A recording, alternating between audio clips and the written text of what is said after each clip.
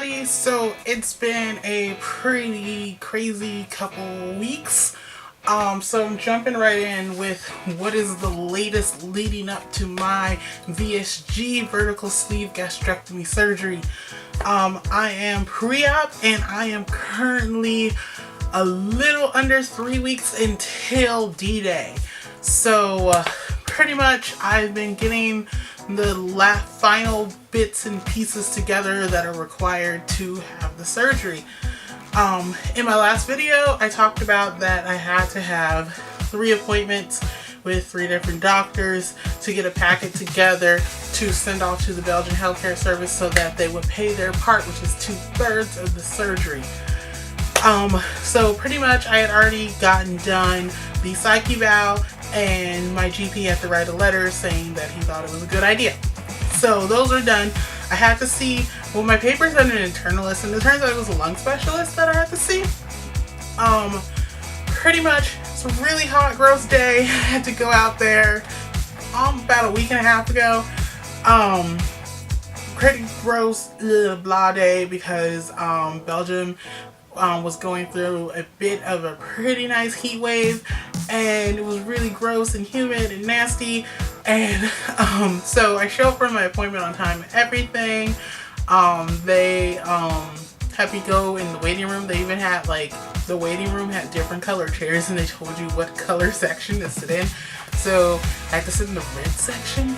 So waited there. A nurse came and got me, and she had me do 3 different lung function tests. I've done tests similar to like the first 2 because growing up with asthma, I had to do lung function tests all the time.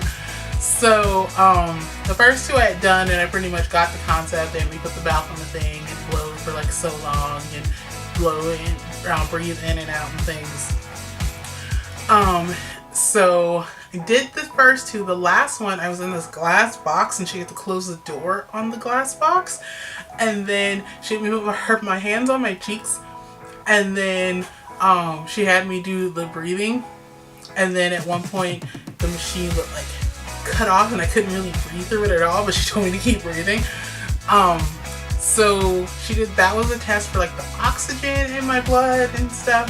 So she did that, then she had me go back into the hot and sweaty waiting room. It was so hot, so gross and sweaty. It smelled like death and sweat. And so then it took like an hour before the doctor even came. Doctor came, got me, went in her office, and pretty much she was like, your lung function test was perfect. She was like, I'm gonna ask you a few questions, you know, about your health and stuff in general. She asked me her questions, and then she was like, well, I'm concerned because the size of my arms and my legs for someone of my BMI are very small apparently. I mean, to me it's normal. I guess it might be genetics partly. My mom and grandma both have really tiny arms and legs. Like, my mom always complains about her tiny legs. It's kind of a genetic thing in my family. No matter like really how big we get small arms and legs. But she was concerned that I might have an abundance of cortisone in my blood because as a child I had to take prednisone a lot because of my asthma. And then I had to take other cortisones as I got older because of my psoriasis. So she's like, well, I want you to see a cardiologist and a endocrinologist. So pretty much I went to, that was a Thursday. She had the appointment set up as an emergency appointment because normally it would take 3 months or more to get in with either of those doctors.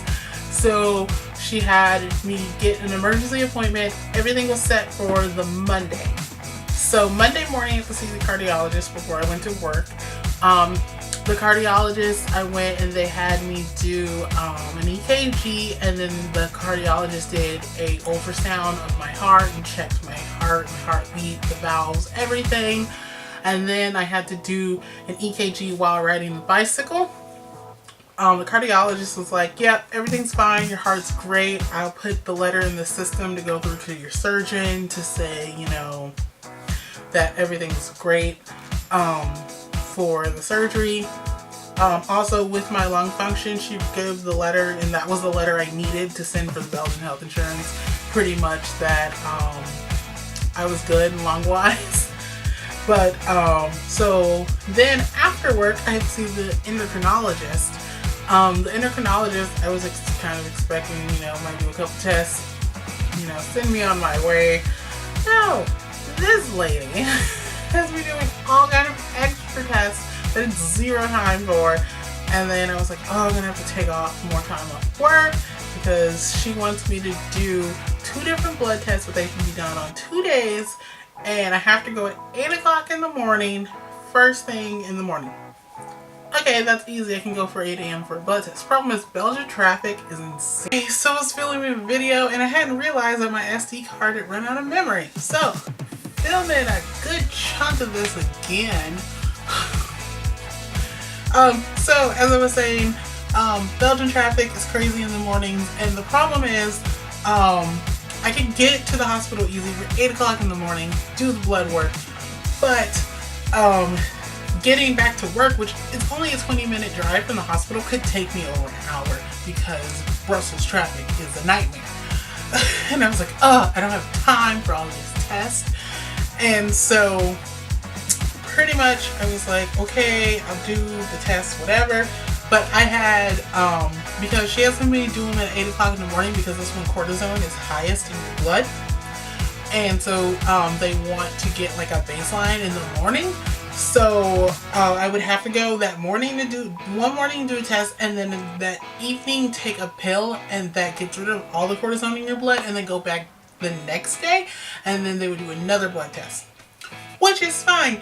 But dealing with Belgian traffic and having to go to work, it was my last week of work because we just finished for the school year and everything. And I was like, don't feel like going through all of this. And then my boss was like, I need you. But luckily that evening I had a surgeon appointment anyway. And I told the surgeon everything, and he was like, well, it has nothing to do with the surgery. It's not going to affect the surgery in any way. You can still do your test, but everything's fine with me how it is. And yeah, I have to do this. I have to do a 24-hour urine collection also for this lady. I'm doing that tomorrow, and then I'll go Monday for the blood test. So pretty much I just was like, yeah, not doing them this week. Surgeon doesn't care. You will get your test, but I'm not doing them right now. Yeah, now I also have to do some saliva tests, and I have to like chew on this thing. All of it's gonna get done, but not right now. At least if they do find some extra cortisone in my blood or whatever, they'll take care of that. But for the surgery, everything's fine. As I said, I saw the surgeon right after. That was a pretty exciting appointment and happy. He pretty much signed off on everything, that I had everything right for the surgery and that I'm ready. He gave me the paperwork that I need to bring to the hospital with me. All of my papers from my GP letter, psych eval, and then the lung specialist approval. He stapled them together. In Belgium, we have these little stickers called vignettes from the healthcare system, and it's like all our information and a barcode with our healthcare system information and things. So whenever we send something to the Belgian healthcare, we always have those little stickers on it. So pretty much, he had me give him one of those stickers. He slapped it on there, stapled them together, and was like, he needs to send them to the healthcare system. He says 2 to 3 months after surgery, I should get a bill for about €1,000, which means the Belgian healthcare is paid their 2/3. The surgery is $5,250 self-pay, but then Belgian healthcare pays 2/3. But because I have extra insurance, he says my bill will likely be a little bit too zero.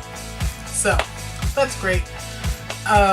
He gave me his pre-op diet, which I'm going to film another video for right now, and I'll tell you all about his pre-op diet and all that good stuff. So make sure to follow me on Instagram and stuff if you aren't already. _VSG. It'll be in the bar below and somewhere on the screen. So far right now I weigh 133 kilos as of today. I don't know what that is in pounds right now, 290 something pounds. It'll be somewhere. So I will see you guys for the next video, obviously, about my pre-op diet, and then pretty much everything else that's going on. See you guys later. Bye.